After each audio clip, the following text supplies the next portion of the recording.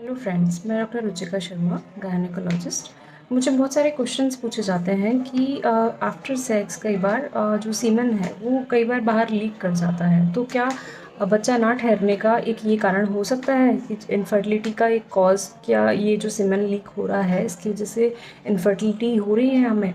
तो ये कई सारे कपल्स का क्वेश्चन होता है जो ओपीडी में हमें विजिट करते हैं। तो आज हम इस बारे में बात करेंगे। जो एग होता है वो बॉडी में 24 आवर्स तक ज़िंदा रहता है, और जो स्पर्म होते हैं वो बॉडी में 4 to 5 डेज़ तक ज़िंदा रहते हैं। सो प्रेगनेंसी ठहरने के लिए एक तो ओव्यूलेशन, मतलब एग जो बना है वो हेल्दी एग रिलीज़ होना चाहिए।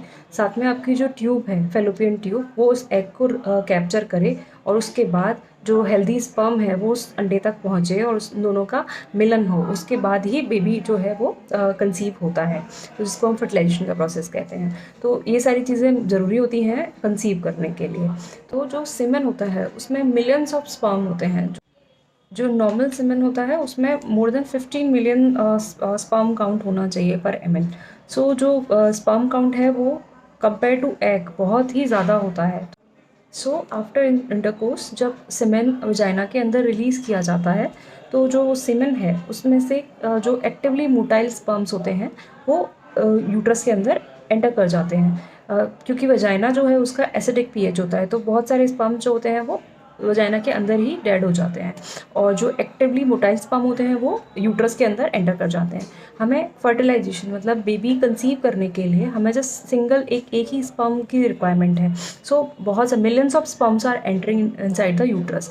तो और जो इतने सारे स्पर्म्स यूट्रस के अंदर एंटर कर रहे हैं वो भी वहाँ पे 4-5 दिन तक अलाइव रह सकते हैं। सो और जो सीमेन सैंपल होता है उसमें और स्पर्म्स के अलावा और भी बहुत सारी चीज़ें होती हैं, जैसे कि पानी होता है उसके अंदर प्रोस्टाग्लैंडिन्स होते हैं, प्रोस्टेटिक फ्लूइड होता है, सेमाइनल फ्लूइड होता है, और बैक्टीरियाज होते हैं, पथ सेल्स होती हैं, बहुत सारे और चीज़ें होती हैं। तो उन सब से मिलकर वो सीमेन जो है वो बनता है।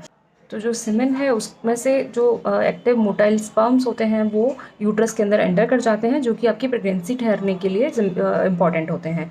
बाकी जो रेस्ट ऑफ द सीमेन है वो आपका बिकॉज ऑफ यूट्राइन कॉन्ट्रैक्शंस वो आपका बाहर लीक कर जाता है आफ्टर इंटरकोर्स। तो कई बार हमें ये भ्रांति हो जाती है, ये बार ये कन्फ्यूजन हो जाता है कि आफ्टर इंटरकोर्स हमारा सीमेन जो है वो बाहर लीक कर गया है, because of that we are not able to conceive, उसकी वजह से प्रेगनेंसी नहीं हो रही है। तो ऐसा नहीं होता है।